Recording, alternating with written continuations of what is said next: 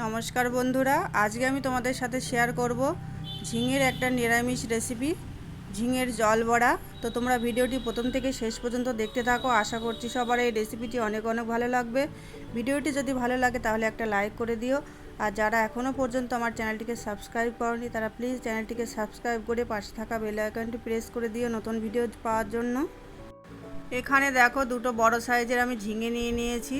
তোমরা চাইলে এর থেকে বেশিও নিতে পারো। আমি এখানে দুটো নিয়েছি। এই ঝিঙেগুলোকে এবার ছোট ছোট করে কেটে নেব আমি।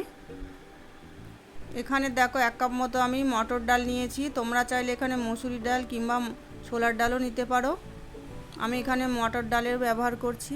এবার ডালগুলোকে আমি জল দিয়ে ভিজিয়ে 30 মিনিট রেখে দেবো। আর এদিকে আমি ঝিঙে দুটোও ভালো করে কেটে নিয়েছি, ধুয়ে পরিষ্কার করে নিয়েছি, ছোট ছোট করে এভাবে কেটে নিয়েছি। আর একটা বড় সাইজের আলুকে এরকম টুকরো করে কেটে নিয়েছি। আর এদিকে 30 মিনিট হয়ে গেছে, ডালটা আমার ভিজে গেছে, নরম হয়ে গেছে। আর এই ডালের সাথে আমি দুটো কাঁচা লঙ্কা নিয়েছি। এবার ভালো করে ডালটা বেটে নেব। এবার এদিকে একটা মশলা বানিয়ে নেব। নিয়েছি পোস্ত, দুটো কাঁচা লঙ্কা আর সর্ষে। আর এদিকে ডালটাও আমার বাটা হয়ে গেছে। আর ডালটা দেখো একটু শক্ত করে বেটে নিয়েছি। এবার এর মধ্যে আমি লবণ হলুদ দিয়ে দিলাম। এবার লবণ হলুদটাকে ভালো করে এই ডাল বাটার সাথে মাখিয়ে নেব। এবার ডাল বাটাকে ভালো করে এরকম চামচ দিয়ে আমি ফেটিয়ে নেব। আর এই ডাল বাটা কিন্তু একদম এরকম শক্ত করে বেটে নিতে হবে, কোনোভাবে কিন্তু পাতলা হলে একদম ভালো হবে না। এবার দেখো ফ্রাইং প্যানে তেল গরম বসিয়ে দিয়েছি, সর্ষের তেল দিয়ে দিয়েছি কিছুটা পরিমাণে। রান্নাটা আমি সর্ষের তেলে করব। তেলটা গরম হয়ে গেছে, কালো জিরে ফোড়নে দিয়ে দিলাম, একটা তেজপাতা শুকনো লঙ্কা দিয়ে দিলাম ফোড়নে। এবার ফোড়নটাকে একটু ভেজে নিলাম। এবার কেটে রাখা আলুগুলো দিয়ে দিচ্ছি। আলুর মধ্যে লবণ দিয়ে দিলাম, হলুদ দিয়ে দিলাম। এবার আলুটাকে ভেজে নেব।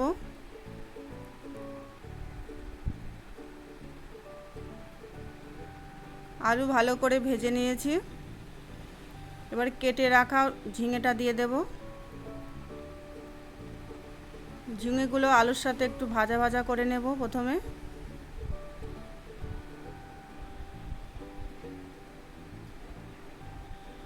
কিছু সময় ধরে এভাবে ভেজে নিয়েছি। এবার ঢাকা দিয়ে আমি 5 মিনিট মতো লো ফ্লেমে রেখে দেব। 5 মিনিট পরে আমি ঢাকাটা খুলে নিচ্ছি। দেখো ঝিঙেটা থেকে কিন্তু জল বেরোতে শুরু করেছে। আবারও আমি নাড়াচাড়া করে আবারও ঢাকা দিয়ে আমি 2 মিনিটের জন্য রেখে দেব। 2 মিনিট পরে ঢাকাটা খুলে নিচ্ছি। ঝিঙেটা কিন্তু আগের থেকে নরম হয়ে গেছে আর অনেকটা জল বেরিয়েছে। এবার আমি ডাল বেটে রেখেছিলাম সেটার থেকে অল্প অল্প করে চামচে করে নিচ্ছি, আর এরকম ঝিঙে আলুর ওপরে দিয়ে দেব। আর যে জল বেরিয়েছে ঝিঙে থেকে সেই জলেই কিন্তু এই ডালের বড়াগুলো সেদ্ধ হয়ে যাবে। যেহেতু তেলে দিয়ে আমি বড়াগুলো ভাজছি না, এরকম করে ভাজবো জলের উপরে, সেই জন্য এই রেসিপিটার নাম হচ্ছে ঝিঙের জল বড়া। দেখো বড়াগুলোকে সব দিয়ে দিয়েছি। এবার 5 মিনিটের জন্য ঢাকা দিয়ে আমি রান্না করে নেব।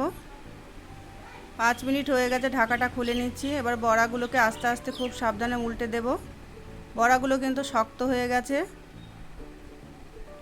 খুব সাবধানে কিন্তু এরকম উল্টে পাল্টে দিতে হবে, নাহলে ভেঙে যেতে পারে। সব বড়াগুলো উল্টে দিয়েছি। আবার আমি 2 মিনিটের জন্য লো ফ্লেমে ঢাকা দিয়ে রান্না করে নেব।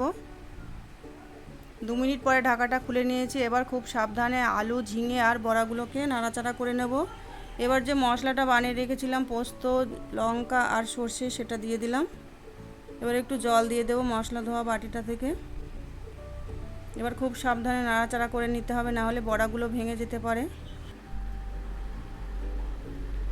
এবার এর মধ্যে আমি দিয়ে দেবো খুবই অল্প পরিমাণে হলুদ গুঁড়ো।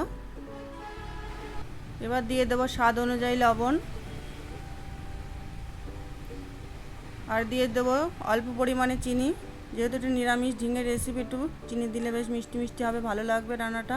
এবার সব কিছু ভালোভাবে মিশিয়ে নেব। দিয়ে আমি 2 মিনিট মতো রান্না করে নেব। 2 মিনিট মতো আমি রান্না করে নিয়েছি। এবার রান্নাটা হয়ে গেছে। আমি 1 চামচ সর্ষের তেল দিয়ে দিলাম। সর্ষের তেলটা দেওয়ার পরে আমি কোনোভাবে নাড়াচাড়া করব না, গ্যাসটা বন্ধ করে আমি ঢাকা দিয়ে রেখে সার্ভ করে দেব।